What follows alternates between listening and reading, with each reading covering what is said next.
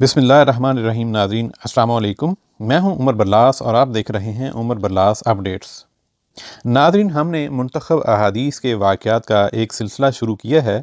यूँ तो आपने मुख्तलिफ़ मज़हबी रहनुमाओं से ये वाक़यात सुन रखे होंगे, लेकिन यहाँ पे हमने अहादीस के वाक़यात को रेफ़रेंस के साथ मिनवन पेश किया है। इसमें अपनी तरफ से कुछ भी इजाफ़ा या काट छाँट नहीं की है। हर वाक़या में हमारे लिए सीखने और अमल करने के लिए बहुत कुछ है। उम्मीद है आपको ये हमारा नया सिलसिला पसंद आएगा। नाज़रीन, आज का हदीस का खूबसूरत वाक़या कुछ इस तरह है। समामा बिन अब्दुल्लाह बिन अनस ने बयान किया, उनसे अनस बिन मालिक रदी अल्लाह अन्हो ने कि अबू बकर रदी अल्लाह अन्हो ने जब उन्हें बहरीन का हाकिम बनाकर भेजा तो उनको ये परवाना लिख दिया, शुरू अल्लाह के नाम से जो बड़ा मेहरबान निहायत रहम करने वाला है। ये ज़कात का वो फरीज़ा है जिसे रसूल अल्लाह सल्लल्लाहु अलैहि वसल्लम ने मुसलमानों के लिए फ़र्ज़ करार दिया है, और रसूल अल्लाह सल्लल्लाहु अलैहि वसल्लम को अल्लाह ताला ने इसका हुक्म दिया। इसलिए जो शख्स मुसलमानों से इस परवाने के मुताबिक ज़कात मांगे तो मुसलमानों को उसे दे देना चाहिए, और अगर कोई इससे ज़्यादा मांगे तो हरगिज़ ना दे। 24 या उससे कम ऊँटों में हर 5 ऊँट पर एक बकरी देनी होगी, 5 से कम में कुछ नहीं। लेकिन जब ऊँटों की तादाद 25 तक पहुँच जाए तो 25 से 35 तक एक एक बरस की ऊँटनी वाजिब होगी जो मादा होती है।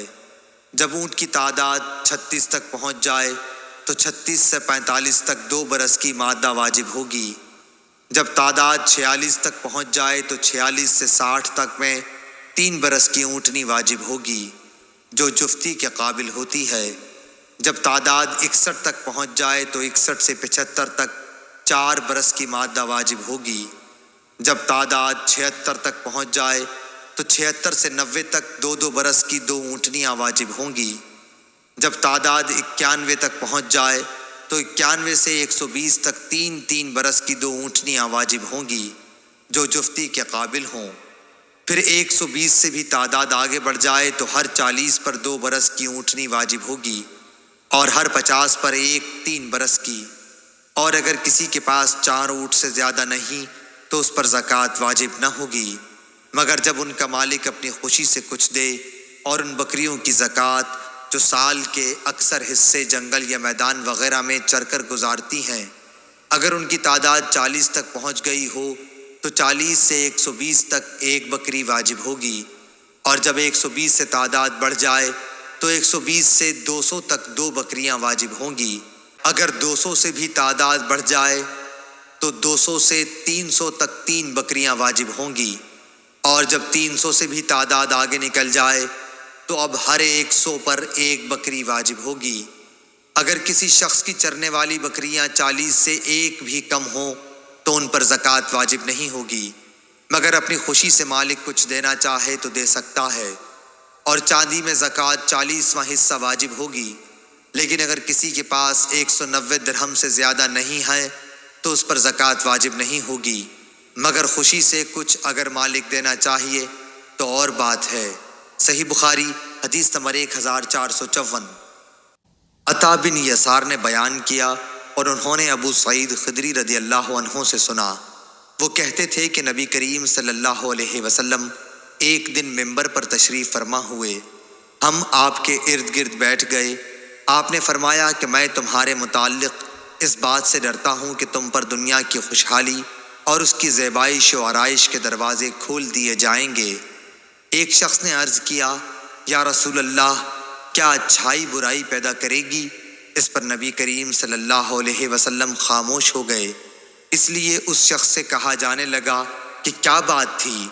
तुमने नबी करीम सल्लल्लाहु अलैहि वसल्लम से एक बात पूछी, लेकिन हुज़ूर सल्लल्लाहु अलैहि वसल्लम तुमसे बात नहीं करते। फिर हमने महसूस किया कि आप सल्लल्लाहु अलैहि वसल्लम पर वही नाजिल हो रही है। बयान किया कि फिर हुज़ूर सल्लल्लाहु अलैहि वसल्लम ने पसीना साफ किया जो वही नाजिल होते वक्त आपको आने लगता। फिर पूछा कि सवाल करने वाले साहब कहाँ हैं? हमने महसूस किया कि आपने उसके सवाल की तारीफ़ की। फिर आप सल्लल्लाहु अलैहि वसल्लम ने फरमाया कि अच्छाई बुराई नहीं पैदा करती, मगर बेमौका इस्तेमाल से बुराई पैदा होती है, क्योंकि मौसम बहार में बाज़ ऐसी घास भी उगती है جو جان لیوا یا تکلیف دہ ثابت ہوتی ہے۔ البتہ ہریالی چرنے والا وہ جانور بچ جاتا ہے کہ خوب چرتا ہے، اور جب اس کی دونوں کوکھیں بھر جاتی ہیں تو سورج کی طرف رخ کر کے پاخانہ پیشاب کر دیتا ہے اور پھر چرتا ہے۔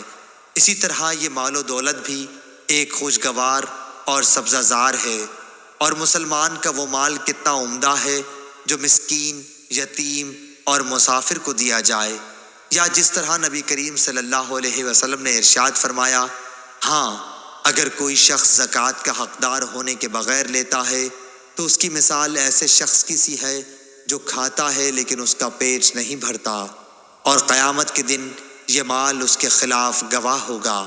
صحیح بخاری حدیث نمبر 1465۔ ناظرین، یہ تھا آج کا حدیث کا واقعہ۔ امید کرتا ہوں آپ کو اچھا لگا ہوگا۔ آپ سے مزید درخواست ہے کہ اس طرح کے سبق آموز واقعات اپنے گھر والوں کو اور دوست احباب کو سناتے رہا کریں تاکہ ہم سب اپنے دین سے جڑے رہیں اور سیکھتے رہیں۔ عمر برلاس کو اجازت دیجیے۔ السلام علیکم۔